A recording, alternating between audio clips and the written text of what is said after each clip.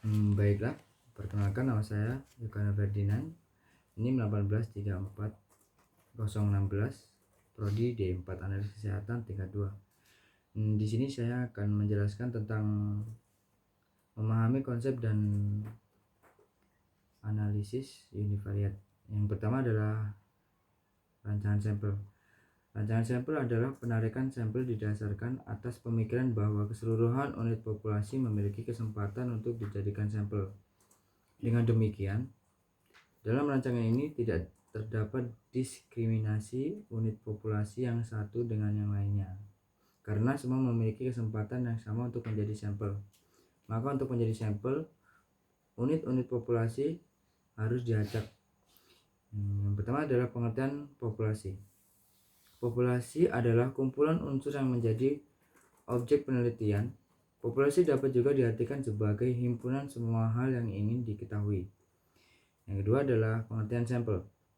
Sampel adalah bagian dari populasi atau sebagian atau wakil populasi yang diteliti. Dalam penelitian sampel adalah sebagian dari populasi yang diambil sebagian besar data dan dapat mewakili seluruh populasi. Yang ketiga adalah konsep dasar pengambilan sampel. Pelaksanaan penelitian selalu berhadapan dengan objek yang diteliti atau yang diselidiki. Keseluruhan objek penelitian atau objek yang diteliti tersebut adalah populasi penelitian, sedangkan sebagian yang diambil dari keseluruhan objek yang diteliti dan dianggap mewakili keseluruhan populasi ini disebut sebagai sampel penelitian. Yang kedua adalah bias probability sampling dan sampling errors. Pemilihan teknik pengambilan sampel merupakan upaya penelitian untuk mendapatkan sampel yang baik, dapat menggambarkan populasinya. Teknik pengambilan sampel tersebut dibagi menjadi dua kelompok besar, yaitu probability sampling atau random sampling dan non-probability sampling atau non-random sampling. Yang pertama adalah probability sampling. Pada pengambilan sampling secara random, setiap unit populasi mempunyai kesempatan yang sama untuk diambil sebagai sampling. Dengan cara random, bias pemilihan dapat diperkecil. Ini adalah salah satu usaha untuk mendapatkan sampel yang tepat. Keuntungan pengambilan sampel dengan probability sampling adalah sebagai berikut. Yang pertama adalah derajat kepercayaan terhadap sampling dapat ditentukan. Yang kedua, beda penaksiran parameter populasi dengan static sampel dapat diperkirakan. Yang ketiga, besar sampel yang akan diambil dapat dihitung secara statistik. Yang kedua adalah penyimpangan atau error. Pada hasil pengukuran terhadap suatu unit dalam sampel dilakukan nilai-nilai statistik.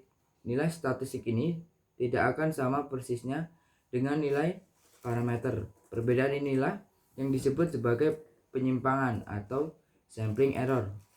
Sedangkan pada non-probability sampel, penyimpangan ini sampel terhadap populasinya tidak diukur. Pengukuran penyimpangan ini merupakan salah satu bentuk pengujian statistik. Yang ketiga adalah prinsip dasar dan perhitungan besar sampel. Perkiraan besar sampel dapat dihitung dengan rumus yang dikembangkan oleh Snijder dan Cochrane sebagai berikut. N sama dengan Z alfa kuadrat P dikali Q per D akar D kuadrat. Itulah cara pengambilan sampel ditentukan perkiraan besarnya sampel. Hal-hal yang harus dipertimbangkan dalam menghitung perkiraan besarnya sampel dalam penelitian adalah sebagai berikut. Yang pertama, perkiraan proporsi variabel penting dalam penelitian. Yang kedua, derajat kecermatan yang diinginkan. Yang ketiga, tentukan derajat kepercayaan yang diinginkan. Yang keempat, besarnya populasi. Adapun metode pengambilan sampel terdapat 3 hal, yaitu yang pertama, pemilihan teknik sampling yang tepat.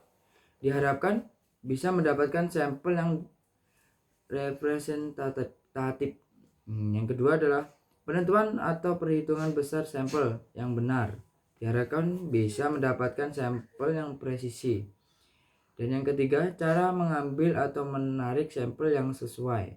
Diharapkan dapat menghasilkan sampel yang tidak bias, terutama bias akibat subjektivitas peneliti. Di sini juga pengolahan data. Pengolahan data adalah mendapatkan data statistik yang dapat digunakan untuk melihat atau menjawab persoalan secara kelompok, bukan satu persatu secara individu. Data statistik pada dasarnya merupakan angka-angka ringkasan dari hasil pengolahan berdasarkan data mentah, seperti total, rata-rata nilai, presentasi, angka indeks simpangan baku, atau deviasi standar. Pengolahan data statistik dapat pula menggunakan software yang memang khusus digunakan untuk pengolahan data statistik. Berikutnya adalah data editing, coding, dan tabulasi. Yang pertama adalah editing. Editing merupakan proses di mana data mentah diperiksa dari kesalahan yang dilakukan oleh responden atau penjawab. Dengan memeriksa setiap wawancara yang dilakukan dengan selesai, penelitian dapat dilakukan dengan memeriksa kembali, yakni apakah pertanyaan yang akan dilakukan telah sesuai, dan apakah jawaban telah dicatat dengan baik dan benar, dan apakah responden sudah selesai mengisi kuesioner dengan benar dan tepat, dan jangan sampai salah satu salah pada pengisiannya tersebut. Yang kedua adalah coding. Coding adalah pengelompokan dan pemberian nilai terhadap bagian respon dari seorang survei atau penelitian. Proses ini diperlukan untuk memudahkan proses data prosedur yang akan dimasukkan ke dalam komputer dan akan dilakukan analisa yang lebih lanjut. Dan yang ketiga adalah tabulasi. Tabulasi adalah pembuatan tabel yang berisi data yang telah dilakukan sesuai dengan analisis yang dibutuhkan. Dalam melakukan tabulasi diperlukan ketelitian yang benar dan sungguh-sungguh agar tidak terjadi kesalahan saat pendataan tersebut. Berikutnya adalah teknik penataan data.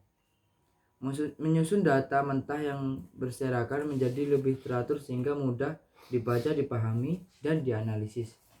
Dan yang terakhir adalah pengertian distribusi frekuensi.